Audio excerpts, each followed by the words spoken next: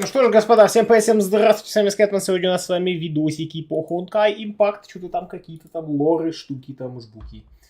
Да, поехали. Киса тут буянит неугомонная, буянит. Че, Куба, че? О, уселась? Да ну ладно, ты можешь усесться? Фантастика, кис. Да, вот я посижу. Ладно, круто. Что ж, мистер Rainbow Dash, кидайте штуки. Или что мы там? All Cinematics или что мы там смотрим? Cinematics это вроде мы завтра смотрим Cinematics. А сегодня мы смотрим видео по лору. Видео по лору. Где нам их брать? Видео по лору. Лор по видео. Сразу говорю, ролики будут на английском сегодня. Так что сабы надо будет включить на ютубе. Сначала английский, потом перевод, так и делаю. Да не вопрос. По лора. Анкишкеделеки. Так, первый ролик.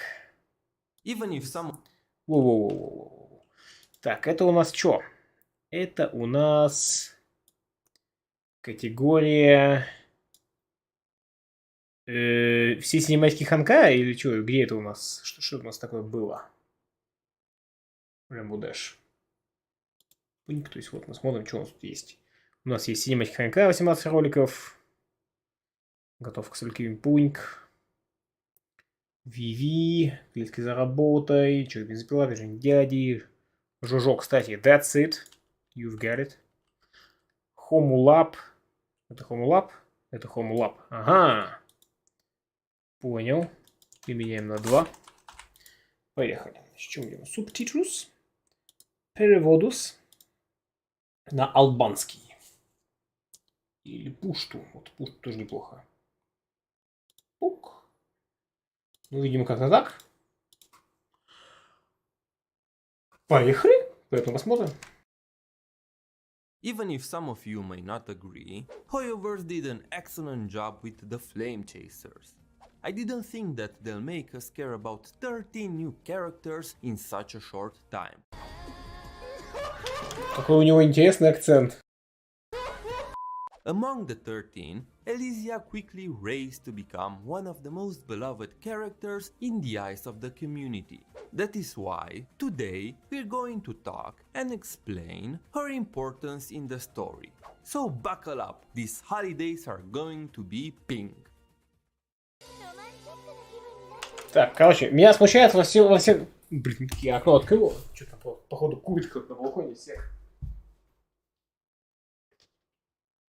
Ну, что за жопы? Вот жопы, просто жопы и жопы. Меня смущает во всех этих роликах то, что нас пытаются объяснить лор персонажей, с которыми я даже не знаком. Типа, какой в этом смысл вообще? Но, да ладно, who cares, как бы. Кто платит, тот заказывает музыку.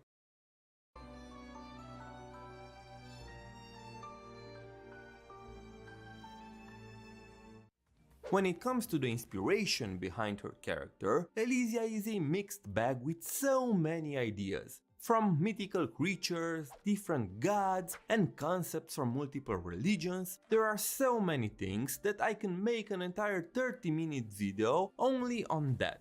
At a first glance, the traits that are the easiest to notice are her elf ears. They are the result of her metamorph surgery after fusing with the Vipralopa class Honkai beast Mahesvara. Vipralopa class Honkai beasts, unlike other types which are based on real animals, seem to be based around mythical creatures. All the flame chasers that are fused with them seem to have elf-like ears and strange features that are not seen in common animals. We don't... Насчет скорости 1.5. Ну, он как-то медленно говорит, это правда, но в целом тут, конечно, вопрос к МБДшу. 1.5, на мой взгляд, всегда много, там 1.25 может быть. Don't really know much about Mahesvara, only that nobody except Elysia survived after fusing with its genes. I have seen some people theorize that its form is somehow similar with Elysia's manta ray from her Hersher of origin, but I'm not sure. Also, Elysia did become a mantis and underwent the metamorph surgery.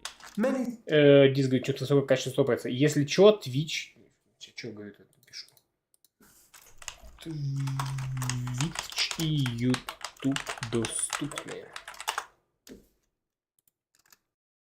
Seem to think that because she was a Hersher, she lied and used her powers to alter the memories of the people around her. This is a misconception that is probably from this line of dialogue belonging to Dr. May in one of Kevin's files from the Elysian realm. I see why people are confused, but we see clearly that in chapter 29 she did not have elf ears prior to...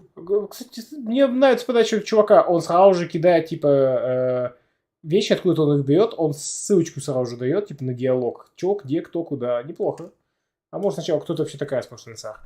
Неважно. Видимо, исходная норма. Окей.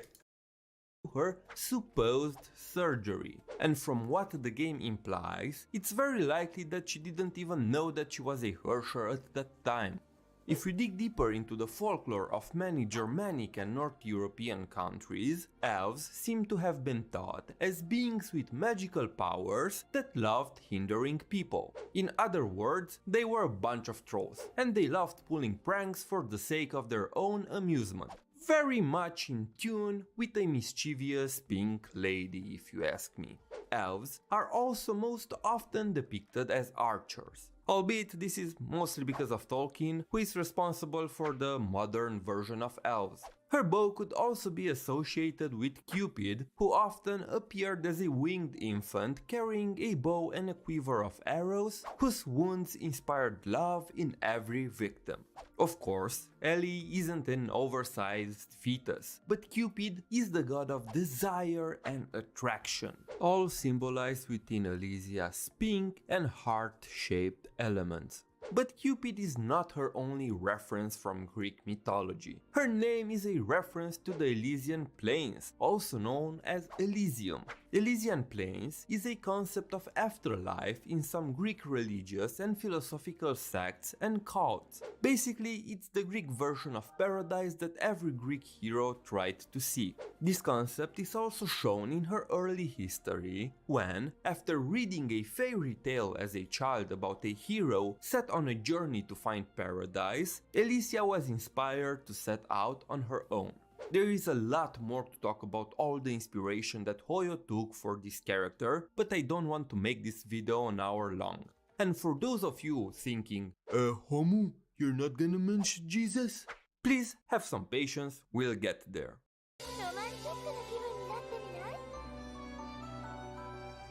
Как без Иисуса-то вообще?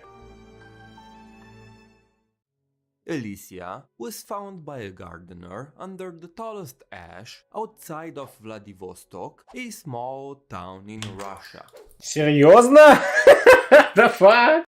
The gardener brought her back to the town and sent her to the church's orphanage. There, she would end up growing up under the loving care of a nun that she called Mama Celia. Later, she would choose her own name, Elysia, which symbolizes the paradise that the hero and his companions were searching for in the Не очень российские имена.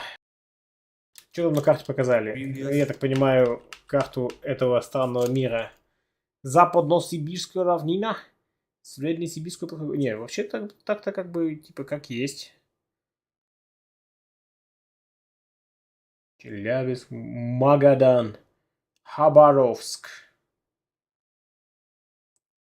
Владивосток тут, но на карте он как бы к нему... Типа, пойди его найди еще, маленького городка в России. Насчет Владивостока маленького городка, ну хрен знает, для Востока он не такой уж и маленький. Владик-то не видно, вот он в нижнем правом углу. Другое дело, что он как бы по логике должен был, конечно, его отметить, на что он забил. Не знаю, зачем он вообще показал карту. Ну ладно. Town would choose her own name, Elysia, which symbolizes the paradise that the hero and his companions were searching for in the previously mentioned fairy tale.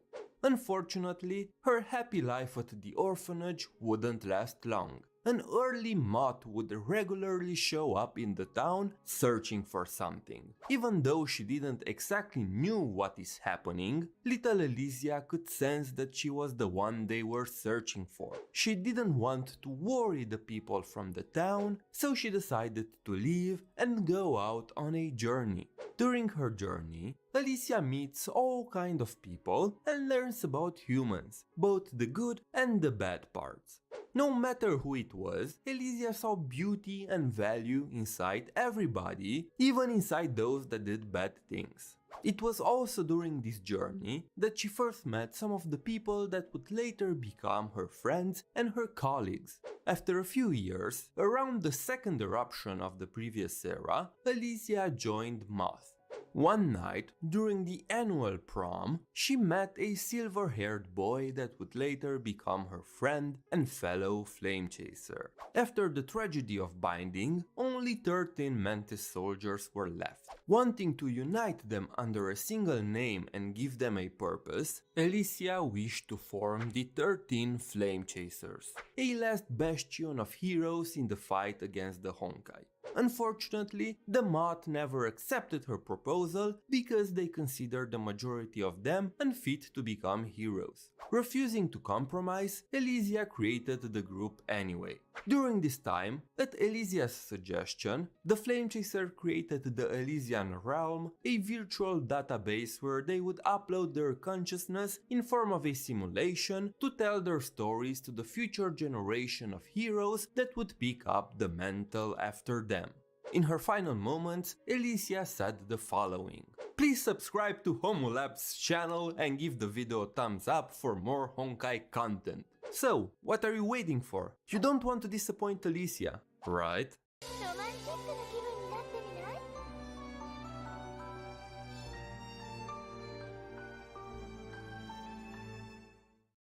Besides her bow, То есть она жила 50 лет назад, и сколько там лет назад? И я хрен знает, тут таймлайн вообще никогда не упоминается нормально.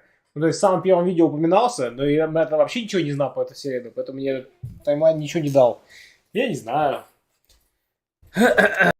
used to wield multiple divine keys. She even was the first owner of the Abyss Flower, but according to Kevin, she relinquished the weapon due to it not being cute enough. So I think it's pretty safe to assume that Elysia would use any weapon as long as it looked cute. Her powers revolve around condensing Honkai energy into a crystal-like material. Это забавно. Я использую только милое оружие. That she controlled. She tells Maid that the side effects of her Mantis surgery are the fact that she stays beautiful with a smooth skin and never getting fat no matter what she does. It is not known if these abilities have anything to do with the fact that she's a Hersher or not. Oh, and speaking of her Hersher powers, let's talk about them. Elysia is the true first Hersher of the previous era. Because of that, many people like to call her the Hersher number 0, also known as the Herrscher of Origin. Herrscher of Human is a name she chose for herself as the first Herrscher to ever fight for humanity, but her powers in-game are referred to as the Authority of Origin.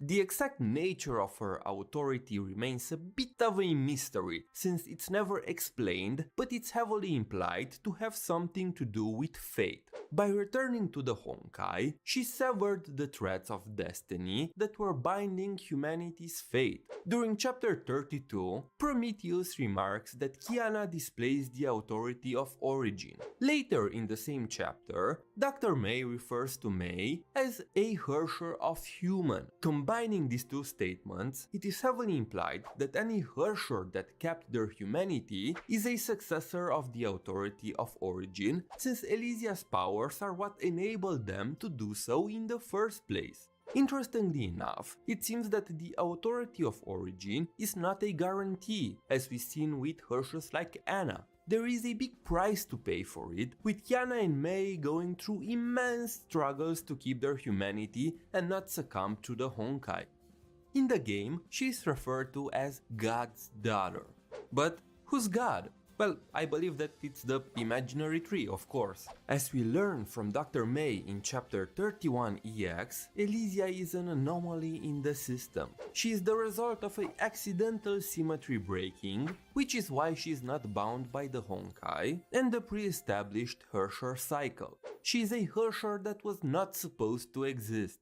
That is why we don't have a Herrscher of Origin in the current era, but her authority is still present. That's a complicated topic that will get explained later. Dr. May offers a great analogy here, saying that Elysia's birth is like someone redefining thermodynamics and boiling coffee with ice cubes. Asymmetry breaking is a process from quantum physics, of course, that occurs when there are unknown changes to a system that is set on a predetermined path. The Herrschers should have started with the Herrscher of Reason and end with the Herrscher of Finality. So the chances for Elysia to exist were very. Воу-воу-воу-воу, а чё это, к чему, зачем, почему? Все вы меня потеряли на лицах. Да, как-то быстро темы накидывают, как-то очень быстро. Типа, помедленнее я записываю. Slim, and because she was not part of the system put in place by the Authority of Finality, her actions basically broke it and gave humanity opportunities that it shouldn't normally had. Editor Homu here. While working on this video, a lot of lore bombs were dropped in chapter 33. ライデン・メイたちの5万単純な年前ことを極端にすることなく、ただ責任を持って前者はその場である成婚か成婚の要因その場であることなる If you haven't experienced the chapter for yourself yet, skip to this part. I saw a lot of people confused regarding the Authority of Origin and how it works. Humanity is trapped in a 50,000-year samsara by the Authority of Finality. I will go over the exact reasons and nature of finality in another video, but in essence, finality is a power from a higher dimension that wants to end human civilization because of the conflicting natures between the two. All the Herrschers, from the Herrscher of Reason to the Herrscher of Corruption, are projections of finality. Think of them as parts of a whole that gradually manifest and enforce the finality's will. If they all fail, the Herrscher of Finality comes and resets everything. Now, the reason why the Herrscher of Origin is special is because it's not part of finality. Так, мне здесь копилочка все там сидят и разбираются по шедис. В смысле, это автоперевод. По-моему. Я не думаю, что... Или ты вообще в целом про переводчиков? Ну, им за это платят? Всегда, если это делается официально через компанию, то есть сами там нихуя их нанимают, то обычно им дают контакты с чуваками, которые пишут лор, им можно позадать вопросы, что есть что. Вот. Ну, мне так кажется, по крайней мере. Чуток чил эту лекцию. Корабль неправильной формы, girls. Но так-то да.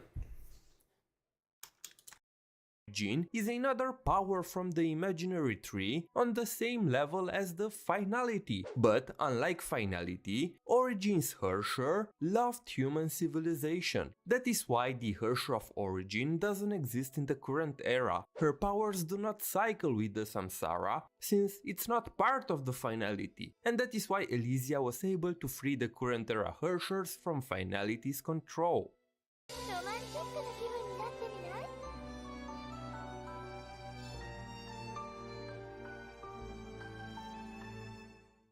The events that transpired at Elysia's final banquet are never properly explained. I believe that they wanted to be elusive about them to keep a biblical feeling. They mention things vaguely, never giving a proper confirmation or order of events. We can only deduce them from the dialogues and the reenacting that she and May had during chapter 31. So, please note that what I am about to say is my own interpretation based on the in-game dialogue that I have read again and again and again.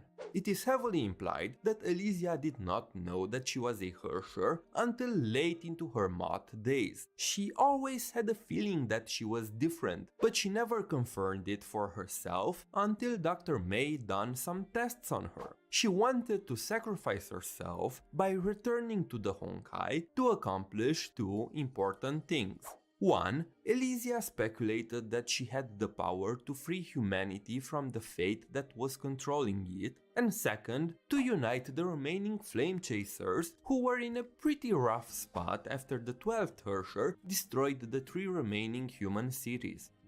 She wanted to pretend to be an enemy of humanity and challenge the flame chasers by sending them an invitation to come and stop her. Dr. May knew about her plan and went along with it. Ultimately, she hesitated because she didn't want to disappoint her friends.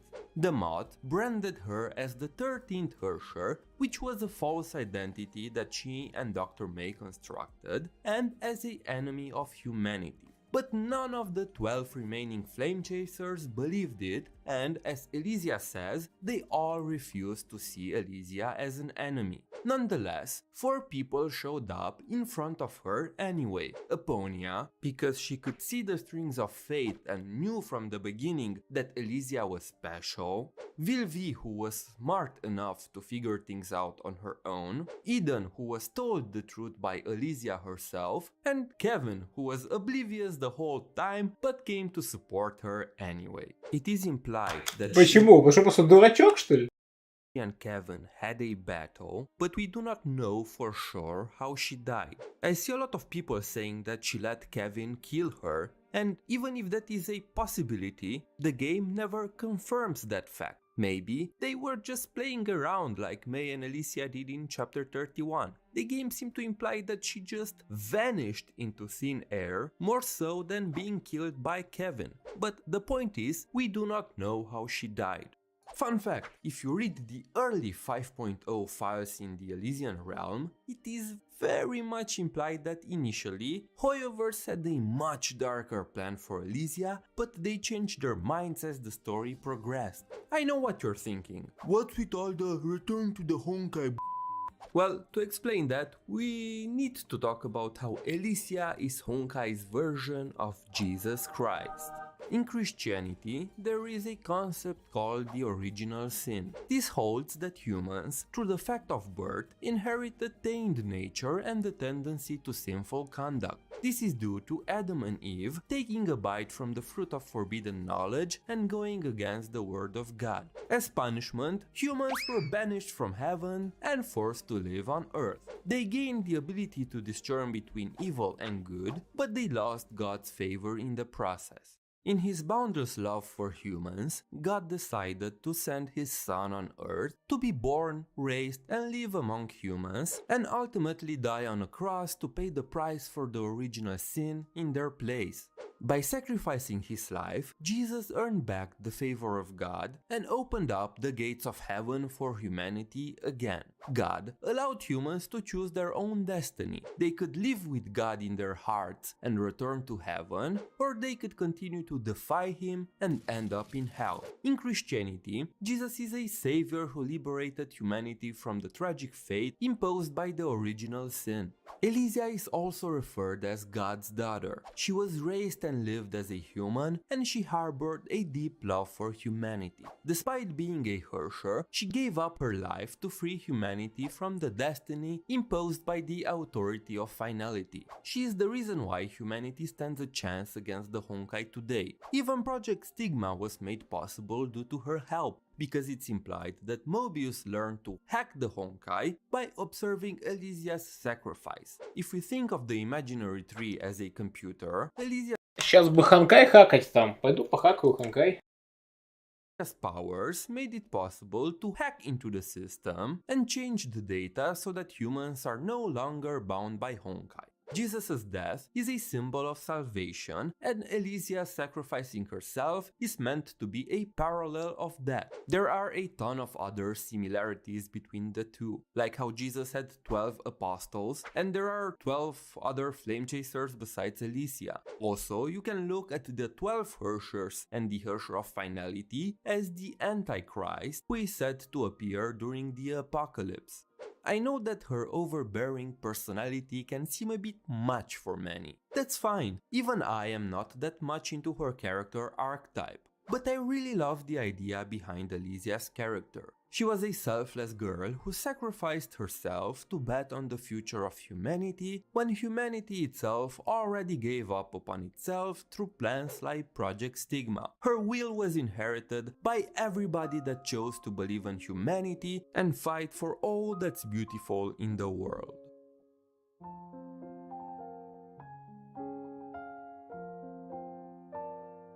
Guess that's it. Окей. Ну, в общем-то, самое важное про этого персонажа мы, наверное, узнали. Хорошо. Next. Я, конечно, все понял. Нет. Ну, все мы как бы не поняли бы, но что-то... Короче, мне в целом, несмотря на то, что подразумевается, что мы уже должны были познакомиться с этими персонажами, несмотря на это, мне нравится подача этого автора. То есть это хотя бы понятно вообще, что, где, как, откуда он берет эти данные, где он делает предположения, а где он берет факты прямо из игры.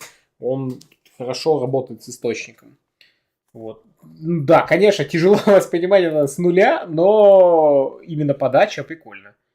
Ну, банально, я не могу понять, когда она жила. В актуальном по меркам игры времени, или 50к лет назад, или когда там предыдущая эра была. Я тут тоже не понимаю. То есть, типа, у них там сансара, то есть, постоянно перерождение. Они там постоянно переживают эти 50к лет или нет? Они одни и те же, эти 50к лет или нет? Типа, она жила вот только что перед нами, умерла, или там 50к лет назад. Да, типа, было бы неплохо понимать, когда что происходит. Тут упоминается название игр, я так понимаю, но я вообще не знаю ничего оттуда. Типа, ну так это было Жгулеки третьим. А когда был Жгулек третий? Не знаю. А события Жгулека вообще никакие. Ну, Жгулек, он там начинается с Средневековья и заканчивается 50 тысяч лет вперед. А Жгулек третий, сколько, когда? Не знаю. Сколько всего Жгулеков? Не знаю. А как она контактировала с актуальными персами? Ну, типа, видимо, актуальные персы в той игре были 50 лет назад тоже. Не знаю, I don't know. Leave me alone. Поехали.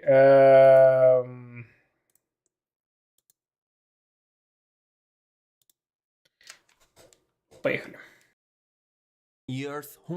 For many years, Honkai was a concept we knew almost nothing about. But that is the case no more. With the dawn of the latest story arc, the true nature behind this previously unexplained phenomenon was revealed.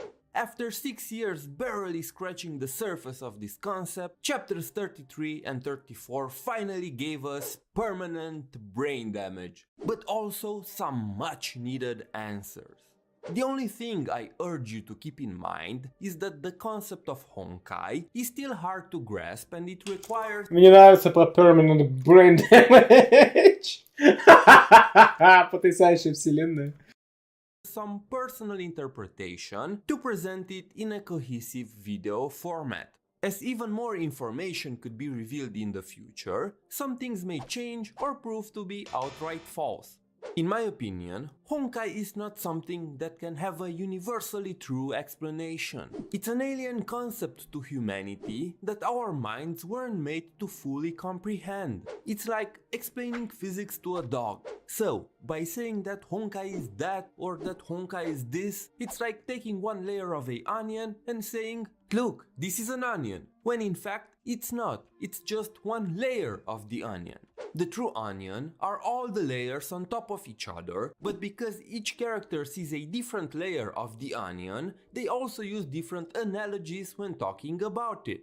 So what I want to do is go through each layer of the Honkai onion and explain it separately. Неплохо. Самый важный вопрос вообще, собственно, что такое Ханкай? Ханкай как Шрек. А мы осел, видимо. Эй! Эй!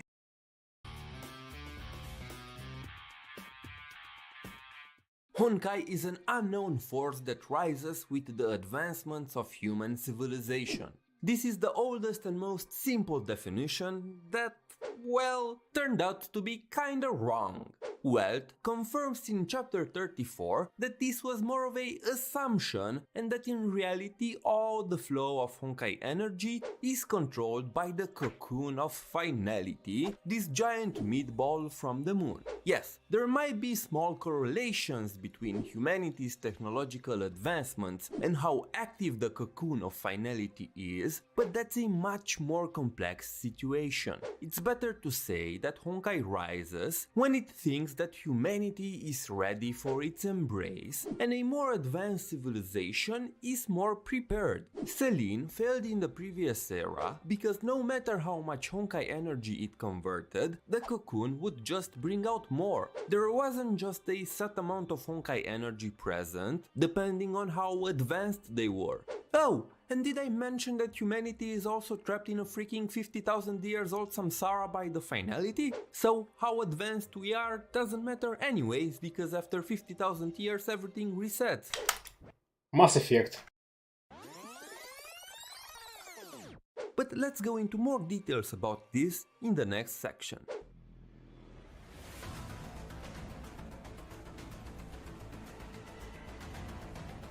This perspective was offered by Atto in chapter 17. By this point, we started to explore more into the cosmology of the Honkai universe, tackling concepts such as the Sea of Quanta and the Imaginary Tree. So we kinda knew that Honkai must be related to those concepts. Atto calls Honkai a corrective system in the imaginary tree that breeds, nurtures, tests, and removes civilizations. Now that we have some context, I can say that he wasn't really wrong. We know that...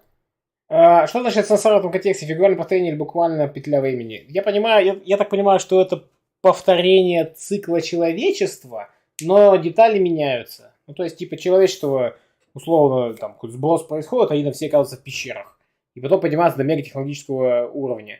Но персонажи, которые там, их, там, не знаю, лидеры, которые там, их герои, или наоборот эти хершеры, которые там вестники, типа Ханкая, или как их можно назвать, не знаю, они типа разные каждый раз. Но в целом петля какая-то такая. Я так понял пока что вот так, Алиса. Как же хороший Honkai Impact, прям как Mass Effect 2, говорит Линкс. Honkai does indeed come from the imaginary tree, and what it does can be indeed interpreted as a test. My qualms with this are the fact that Atto calls it a system in the imaginary tree, which is not quite true in my opinion. Rather than a universal system, Honkai is more so the influence of a higher being from the imaginary tree that we refer to as the finality. Условно, люди предыдущей эпохи выживают, сидя в заморозке или в параллельных мирах. Ну как в этом, в аниме «Остров», или как он-то был, где у них там что-то каждые там 5000 лет или сколько полностью все повторялось один в один. персонажи были точно такие же, в одном и том же месте и так далее. И просто они там откапывали из предыдущего цикла чувака, который заморозил себя, и он что-нибудь там делал. Но в целом, типа, это тупая идея. Ну окей, ладно, я понял. Да, ну то есть, как, опять же, как в 13 Sentinels'ах, типа, это можно было как-то обойти. Типа, если там в нулевом секторе запирали, да, и память их переносилась. При этом их какие-то другие измененные версии этих же самых людей появлялись. То есть, там, они, их клоны были или типа того. Но там, ладно, в 13 Sentinels, кстати, было даже еще проще. Там не было других новых людей, возникающих из ниоткуда. Там были одни и те же люди, просто из разных, пережившие разный опыт. Это было понятно. Под конец. Тут, типа, есть способ посеять заморозки в параллельных мирах. Ага. Окей. А если не сидят заморозки, как сброс происходит? То есть, типа, щелк пальцами и человечество в каменном веке, но капсулы с заморозками остаются, а куда деваются все остальные вещи, типа, там, города и так далее. Или что, на них ядерную бомбу сбрасывают, и все выжигается, но чуваки, живущие в бункерах, выживают это. В параллельные миры, окей, вопросов у меня нету, тоже очень удобная, конечно, концепция, но хотя бы понятно, что там ты физически не находишься в месте перезапуска. Это уже как бы удобно, чтобы пережить перезапуск. Но как это работает, типа, если ты просто заморожен, ну и что, ты же физически все еще тут находишься, ты перезапускаешь, как и все остальные, нет? Вот, короче, я пытаюсь покопаться в том, в чем я вообще пока ничего не понимаю. Все остается, Хонкай тупо убивает все живое, а потом создает с нуля. Ага, и люди типа видят там руины древних цивилизаций и такие типа, о, ну были древние цивилизации. Что-нибудь в таком духе, да? Sure, you can argue that it's just semantics, but I wanted to point this out. In Atto's interpretation, I believe that the word test refers to the evolution of human civilization. Kevin mentioned at some point that finality wants to embrace humanity. It's important to note that in this context, embrace refers to the fact that finality wants to force humanity to evolve. Tesla said in chapter 34 that each Hersher is like an embrace from its power, and that finality has the authority of time because it functions on a trial and error basis. If the embrace fails to force humanity's evolution, it resets everything and tries again. Now, if that's the case, the new question is why? Неплохо. Потом тупо эта же цивилизация, хотя все время письменности и прочее, сбрасывает всю планету, а заморозка типа изолирует от этого. А, то есть там не просто заморозка, а там условный стазис, как в Вархаммере. То есть дело не просто заморозки. Понятно, N37, здравствуй. Окей, ладно, хорошо. Dr. May calls it a civilization that became one will, implying that finality is just a higher form of civilization that seeks out less advanced civilizations on the imaginary tree that have the potential to evolve and become part of it. It's like us taking some literal monkeys and force them to evolve into humans, but on a cosmic scale. So, in my opinion, this is the test that Ado was talking about. We pass when we can find a way to evolve and become a part of finality. The only thing that seems to have changed from Ado's explanation is that if we fail, we know now that the samsara is reset. We do not fall into the Sea of Quanta like it was previously stated, but from chapter 32, we learn that finality's powers can in fact create multiple bubble universes from the impact it has on the world when it resets the samsara.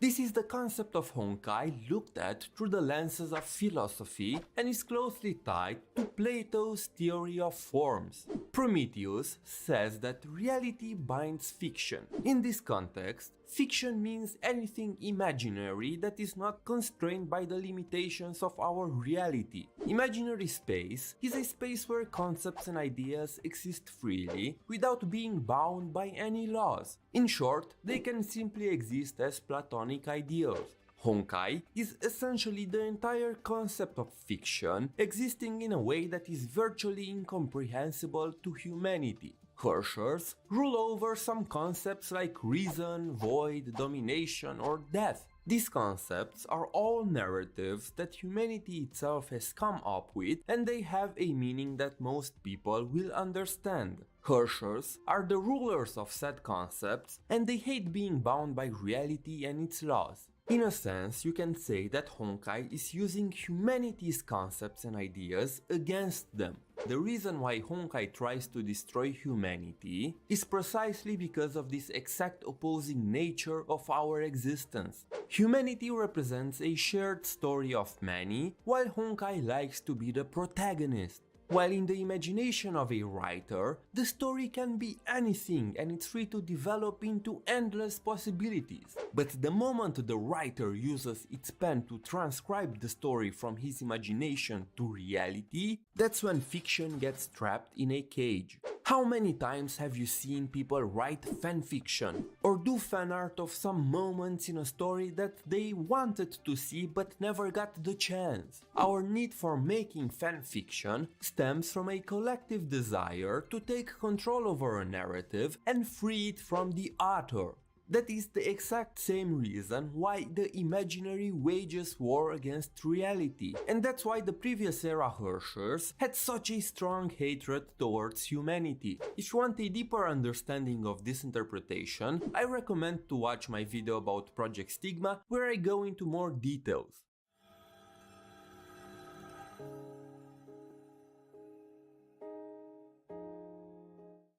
This explanation is easier to understand because it's more science fiction and less philosophy.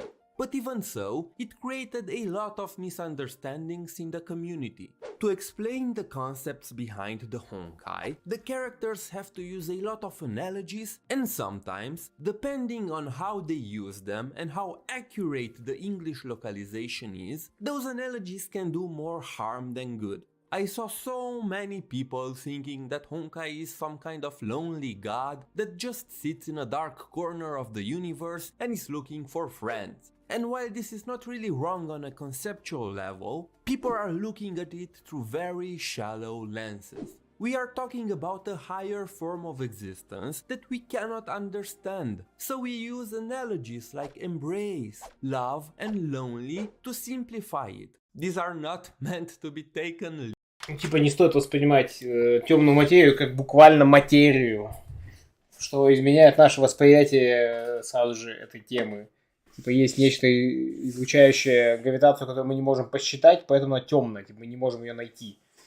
Но она не материя, точно, вообще не уверены в этом. Само слово вводит вас в заблуждение. Ну, типа тут то же самое. Literally. Anyway, Dr. May speculates that finality is just a more advanced form of a civilization where the individuals became one will, similar to the spiritual Adam that Project Stigma wants to create. It's a sort of cosmic collective consciousness that is looking to grow, to expand, so it instinctively looks for other forms of civilization that have the potential to become part of it and tries to force their evolution into imaginary beings like itself that can coexist with it. Project Stigma tries to find some sort of compromise by spreading the embrace of finality evenly to the new humans and making them coexist with finality. This way, humanity won't be completely gone and its ideas can still continue to exist as forms. Finality doesn't have any ill will, love or any kind of human emotion. Короче, тут у меня проблема, спиральщики, пощадите. У меня проблема в том, что если у этого конфликта с Хонкаем нет конечной цели, как таковой, которую он может достичь, соответственно, конфликт бесполезен. И бороться с ним, ну, как имеет смысл, так и не имеет смысла. Ну, то есть это как, типа, бороться с остыванием Вселенной. Вот. Ну, то есть ты не можешь его победить раз и навсегда. А даже если и ты ему проиграешь полностью, ничего страшного не произойдет. Ну, произойдет снова сброс, и вы, типа, там, человечество будет жить дальше, но в другом формате. Но, как бы, не проблема. Как-то так. То есть, типа, нет идеи избавиться от человечества вообще, например. Такой мысли в принципе нет.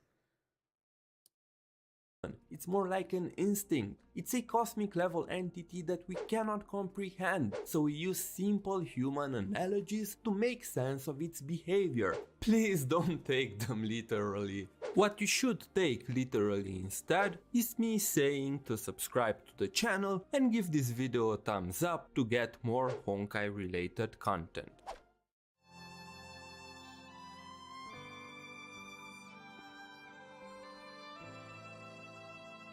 A question I see asked a lot is if Honkai and finality are the same thing. Short answer, yes. Long answer, not really. Here is my interpretation. Honkai, in its essence, is energy from imaginary space. Let's call it imaginary energy. In its natural state, the energy lies in imaginary space and doesn't do much. But under the influence of a will advanced enough to control it, the energy can be brought in lower dimensions and bent to the will of that higher entity. We have seen even humans have a certain degree of control over imaginary energy. A good example would be Durandal's photo from chapter 34 that shared her memories with Siegfried and Kiana. That photo is an imaginary construct made from Durandal's memories.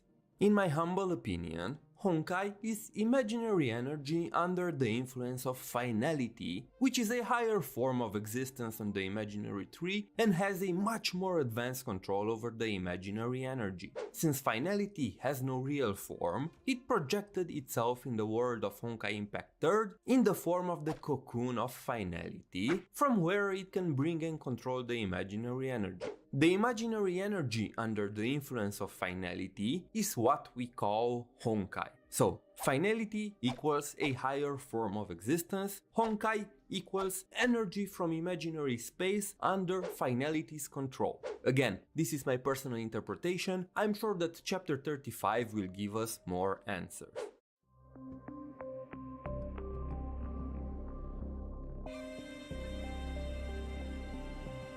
Now this is a topic I want to talk about for quite some time. In chapter 31 EX, we found out that the Wheel of Honkai is actually a version of Prometheus, an AI created by Dr. May to assist in fighting the Honkai. In the last moments of the previous era, Prometheus hacked the cocoon of finality and forced it to repeat the same Herrscher cycle in the new era and give Kevin the authority of finality. Note that this implies that even if the Samsara keeps repeating, the Herrschers are not necessarily the same, and this makes sense given the whole trial and error functionality of finality. If the Herrscher of the Void failed in the previous cycle, why send it again? This is also a really nice reference to the myth of Prometheus, who in Greek mythology stole the fire from gods and gave it to humans. But, in my opinion, Prometheus and the Wheel of Honkai are not exactly the same existence. Mobius clearly said in the same chapter that Prometheus will lose its human-like way of thinking and become part of finality. I see the Wheel of Honkai more like an avatar of finality that has been programmed to do certain things by the previous era, and its existence as Prometheus has been completely lost.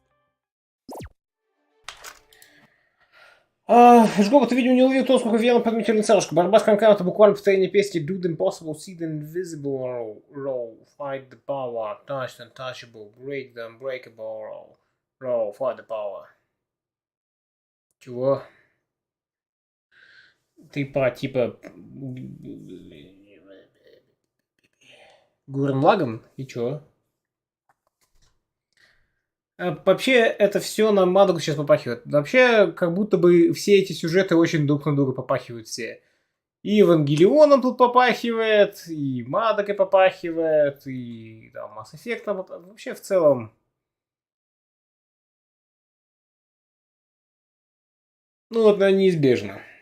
Ханкай старел, будешь играть по Void State? Закажут, буду. Это песня с Гурен Лаганом. Да, я помню.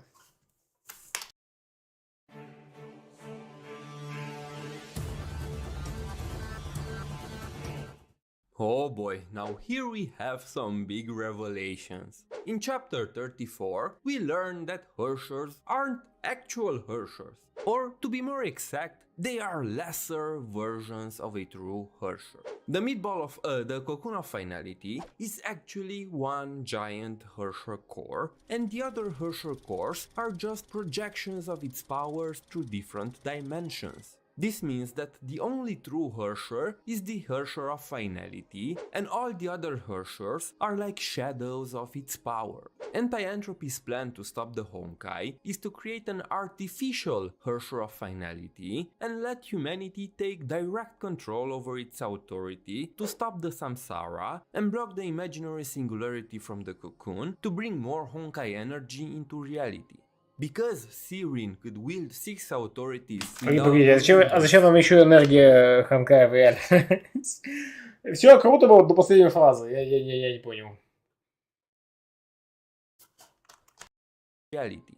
Because Sirin could wield 6 authorities without losing herself, Anti-Entropy wants to gather all the Herrscher authorities and make Kiana into an artificial Herrscher of finality. But more on that plan in another video. Oh, and chapter 34 also reveals that there are no Herrscher personas in the current era. What we thought that it was a Herrscher persona in May's case was actually the will inside her stigma this whole time. You see, May had a natural stigmata that И тут я поплыл. gave birth to a wheel similar to Red Cele when her father implanted the Gem of Conquest inside her to save her life. This caused May to think that the other wheel was created by the Honkai, but in fact it was her stigma all along. Honestly, this makes more sense given what we know about Elysia's sacrifice. Is it a retcon? I mean, yeah, probably. I saw some people bringing Anna up and how she fought over control with her Herrscher persona. And while I see where they are coming from, these recent chapters also imply that a person can just lose control of themselves as a Herrscher if they are not well suited to adapt to that power. What happened with Anna was more like her going berserk and losing control over her own will. We never saw a Herrscher persona in there. The characters assumed that she was fighting one because they didn't know at that time that Honkai has no influence over Herrschers in this era.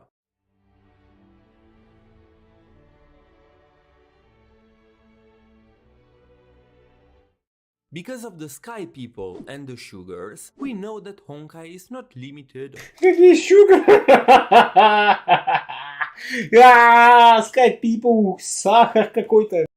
Only to the world of Honkai Impact 3rd. But that begs the question, does this higher form of existence have a different name in other worlds? And oh boy, you'd be surprised. If you played through the beta of Honkai Star Rail, there was an interesting message on one of the loading screens that talked about a being called Terminus, and I quote, "The eon that moves backwards in time and presides over the path of finality." Sounds familiar? Finality? Time? Eon? Not to mention that the loading screen is accompanied by this very familiar symbol. Look, I don't want to say anything since we lack evidence to make a foolproof connection, but there is a very high chance that this higher form of civilization on the imaginary tree that caused the Honkai to appear in the universe of Honkai Impact 3rd is Terminus, the eon that resides over the path of finality. Oh, and I also think that the Sky People could be the Okay, look, I have no freaking idea how to pronounce this. Who are worshippers of the Eon Terminus said to await their encounter with him. So, what is Honkai? Well, it's a test.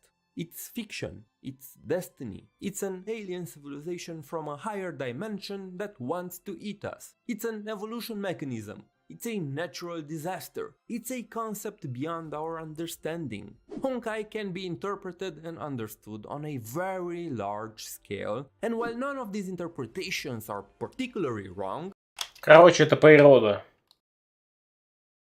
they will also never be able to encapsulate its whole meaning.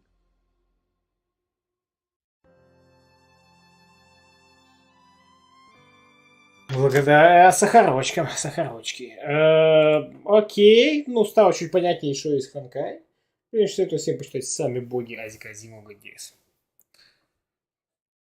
Well, thank you for your советы, but But. Последнее видео. The last Hello, if you click video.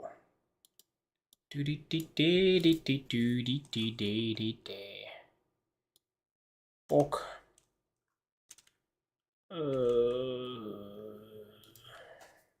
Пок. Пок-пок. О, секво, кликие, киль. Португальский.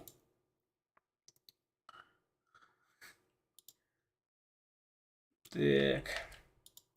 Истинно так. Поехали. Hello, if you clicked on this video, I'm gonna assume two things. А, да, как YouTube называется.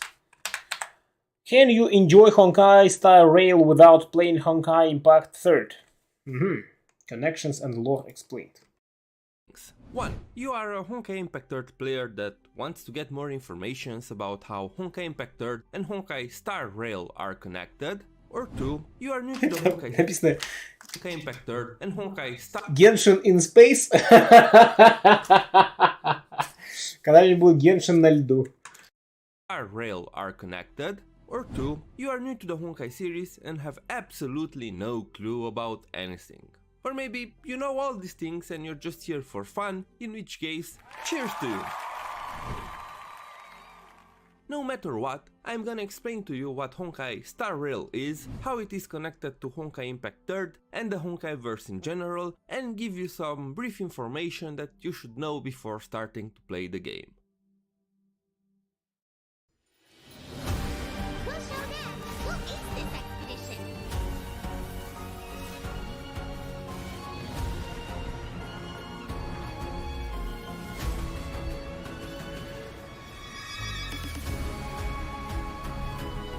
Disappear among the sea of butterflies.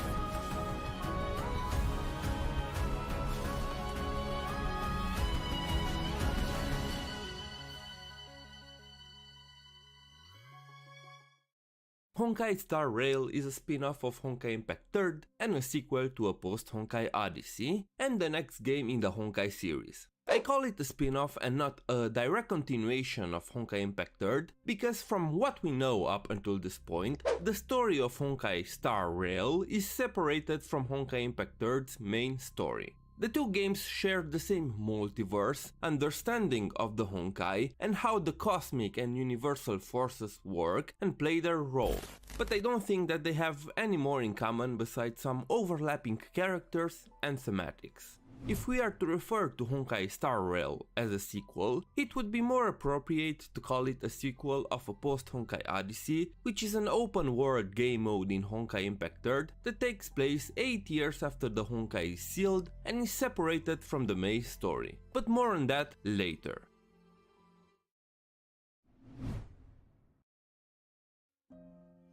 Let me give you some very basic context on what is Honkai Impact 3rd and most importantly, what is the Honkai. Honkai Impact 3rd is a game set in a hypothetical world where humanity fights the Honkai. Да, я тоже не понял, его запечатали там уже, что бы это значило. Destructive force that threatens to destroy human civilization. Honkai itself is an universal law designed to nurture, test, and remove entire worlds and universes if they fail to defeat it. Think of it as a natural force that is programmed to do something on a set path. As new universes are born, the Honkai nurtures them by regulating the Honkai energy inside and maintaining the support and blessings from the imaginary tree. This keeps the universe stable and helps it grow and develop new civilizations. After a civilization is born, the Honkai test it to prove its worth. As civilizations evolve, the Honkai grows with them and becomes more dangerous. If the civilization manages to somehow beat the Honkai, Короче, Honkai это автолевелинг. the universe will be left alone and it will continue to get support from the imaginary tree. If not, all life in the universe will eventually be destroyed and the universe itself will fall from the tree into the Sea of Quanta, where it will slowly cease to exist. And this is the briefest and most dumbed down explanation I can offer you at the moment. I plan to do a much more in-depth video about the Honkai and explain everything we know about it at the moment, so if you're interested in that, be on the look for it. If you are watching this a few weeks after I posted the video, you'll probably find a link in the description.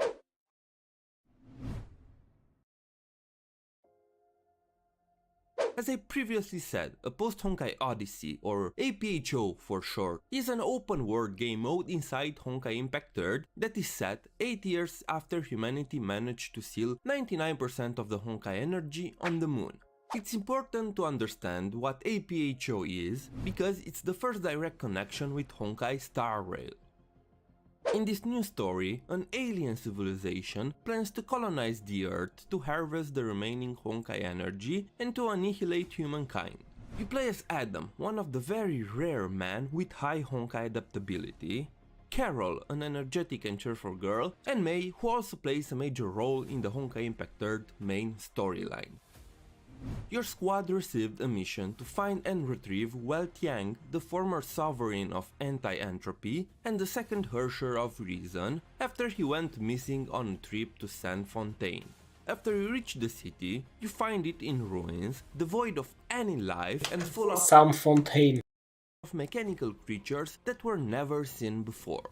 As you progress through the story, you found out more about these strange creatures and the mysterious plot that the Sky People wish to enact. It is important to note that at the moment of recording, Post-Honkai Odyssey 2 was announced, which is a continuation of the first part, and it will probably link the two games together even more. Even the name of the new chapter, Before the Starfall, hints at stars, and maybe it will reveal a clearer connection.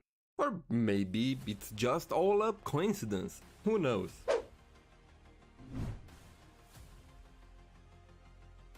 Even if APHO is still an ongoing story, we already know a little about how it will lead into Honkai Star Rail through the Alien Space manga. The manga is set in the year 2029, after the Sky People threat is solved on Earth. It features Weltiang and the Void Archive, a divine key from the previous era that took over one of Ado's Solium clones, as they travel through space and try to learn more about the Sky People and their plans. From all the Honkai Impact 3rd related materials, I suggest reading this manga the most because it's basically serving as a prequel for Honkai Star Rail. As we can see from the revealed characters, Weltiang is among them, and in his character art we can also take a peek at the Void Archive in the back. Most likely, the next world that the Sky People plan to invade is the same one in which Honkai Star Rail will take place. We learned that the Sky People took interest in someone that looks exactly like Himeko. While her photo was on the screen, Wild was shocked and asked why would they be interested in her, to which the Void Archive confirms that this is not the same Himeko that Wild knows, and that she is a version of Himeko from a parallel universe. As you know, and this is a big spoiler for the Honkai Impact 3rd main story, so if you plan on playing it for yourself, please skip ahead 30 seconds. Good, the Himeko from our universe is already dead.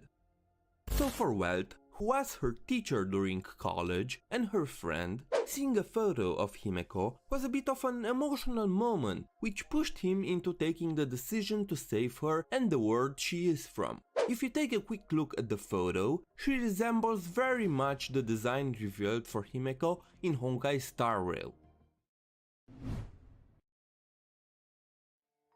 An important thing to understand about the Honkai-verse is that the concept of the multiverse is confirmed and thoroughly explored. This means that multiple universes coexist at the same time and have their own version of already existing characters. If you are familiar with the Fate franchise, it's something like that. Except for Welt, the Void Archive, and maybe Carol, every character that we see in Honkai Star Rail that looks and has the same name as a character for Honkai Impact 3rd is in fact a totally different person that has their own personality and background story. There is no direct correlation with their Honkai Impact 3rd counterpart, besides maybe some overlapping themes. Take Cele for an example. She's always linked to blue butterflies in her design and skills, and we can see that in the way she's portrayed in both games.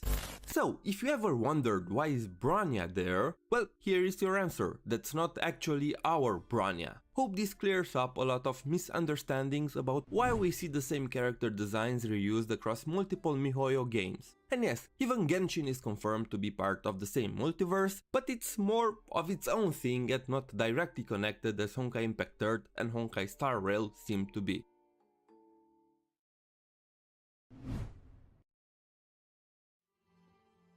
I imagine that many people will want to try Honkai Star Rail without playing or having any previous knowledge about Honkai Impact 3rd or the Honkai series in general. If you are one of them and wonder if you could enjoy Honkai Star Rail without playing the previous games, my answer is probably yes. Even if Honkai Star Rail is directly connected to Honkai Impact 3rd, besides some characters that seem to come over, the story looks like it has its own plot that has nothing to do with Honkai Impact 3rd. If you want to play the game just for the turn-based aspect, character designs, graphics, or whatever other reason, and you are content with just a basic and very surface level understanding of the story, I would say that there's no need for you to play Honkai Impact 3rd if you don't want to. But if you wish to have more context and a deeper understanding of the Honkai and how this world operates on a cosmic level, you might need some details from Honkai Impact 3rd. At the end of the day, it's up to you. I personally recommend Honkai Impact 3rd wholeheartedly. It's a beautiful game with one of the best and most emotional stories I have ever experienced. But I also understand that it's a 5-year-old game, has a lot of content, and that maybe people don't have the patience and the time to play it. If not, at least try to find a playthrough of a post-Honkai Odyssey on YouTube and read the Alien Space manga. Well, I hope this video helped you have a better understanding of how the two games are connected. If you learned something, please leave a like and press that subscribe button, since lately random numbers on the internet seem to validate my sense of self-worth. Hope you have a great day and see you all next time. Можно исследовать лор не наркомания на тему Хонкая. Да, это замечательно, да. Это хорошо. Ну, типа, понимание какое-то строится, замечательно. Пекубо, ты чё кричишь? Ходит, кричит, кусается, царапается, буянит.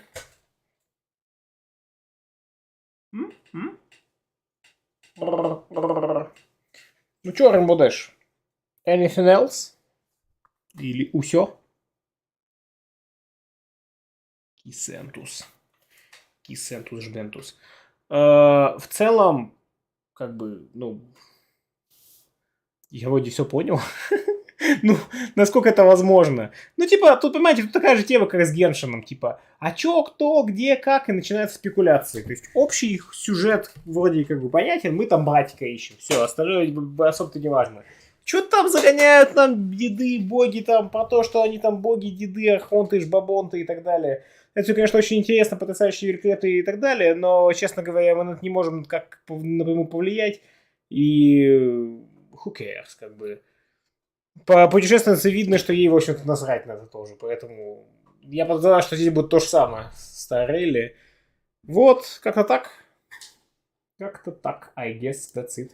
Так, чё, Аленсар, ты готов к Middle-earth Shadow of War или мы на какой-то другой день перенесем? Чё скажешь? Как-то так. Ну, поехали. Ну, тогда стоп-старт. Меняем описание стрима. Middle-earth Shadow of...